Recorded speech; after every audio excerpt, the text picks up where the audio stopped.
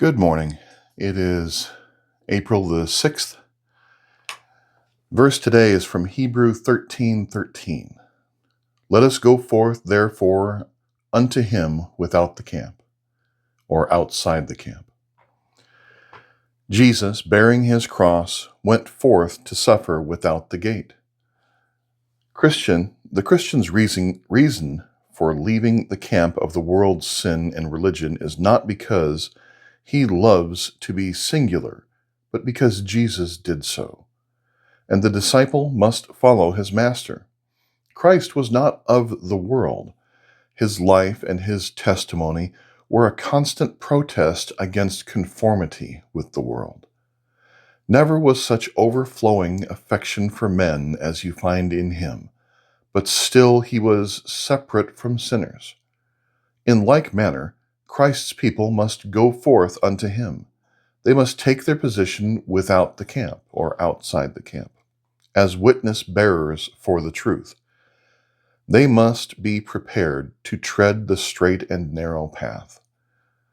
They must have bold and unflinching lion-like hearts, loving Christ first and his truth next, and Christ and his truth beyond all the world.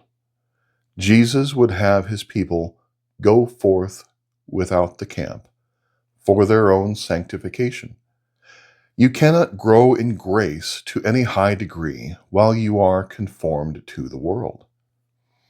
The life of separation may be a path of sorrow, but it is the highway of safety. And though the separated life may cost you many pangs and make every day a battle, yet it is a happy life after all. No joy can excel that of the soldier of Christ. Jesus reveals himself so graciously and gives such sweet refreshment that the warrior feels more calm and peace in his daily strife than others in their hour of rest. The highway of holiness is the highway of communion. It is thus we shall hope to win the crown if we are enabled by divine grace to faithfully follow Christ without the camp. The crown of glory will follow the cross of separation. A moment's shame will be well recompensed by eternal honor. A little while of witness bearing will seem nothing when we are forever with the Lord.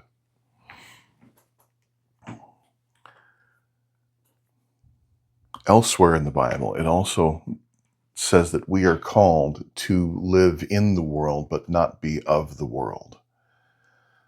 We cannot escape living in the world because we have to interact with the rest of society. But we need to resist the temptations of the world and try not to make our activities the same as the world. We are called to be different, and we need to show that through our actions.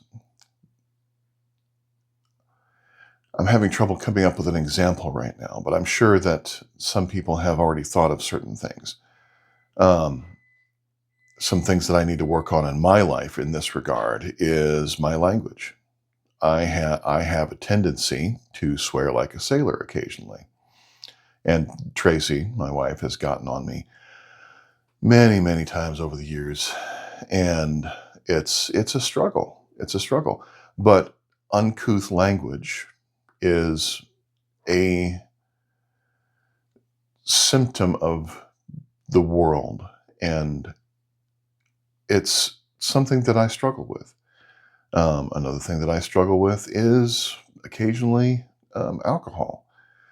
Not to excess, but trying to moderate my own consumption. And when I'm among friends and stuff like that, it becomes a little bit more of an issue. Um, and I have a tendency to drink a little bit more. And we are called to be in the world, but not of it, which means we need to set an example of a Christ-like behavior wherever we go so that we can show people what he would be like. To that end, we need to, again, I've said it many times over these last few days, stay in the Word. If you don't know what Christ is like, you cannot be like him because you have no idea what to be like. Read the New Testament, read the parables, read Romans, read Acts, see how the early church acted, see how Christ acted among the Jews and among his disciples. Imitate those behaviors. The fruit of the Spirit. Follow the fruit of the Spirit, and you'll be on a pretty good starting path to becoming more Christ-like. Be in the world, but not of the world. Hopefully that helps you. This is something I struggle with in my daily life as well. So let's both pray for each other and try to get better as we go along with our day-to-day lives. Because we're never going to be perfect, but we have to always be striving to be more Christ-like. And through that striving, we will eventually reach perfection, most likely when we're in heaven, but hopefully we'll get pretty close before then.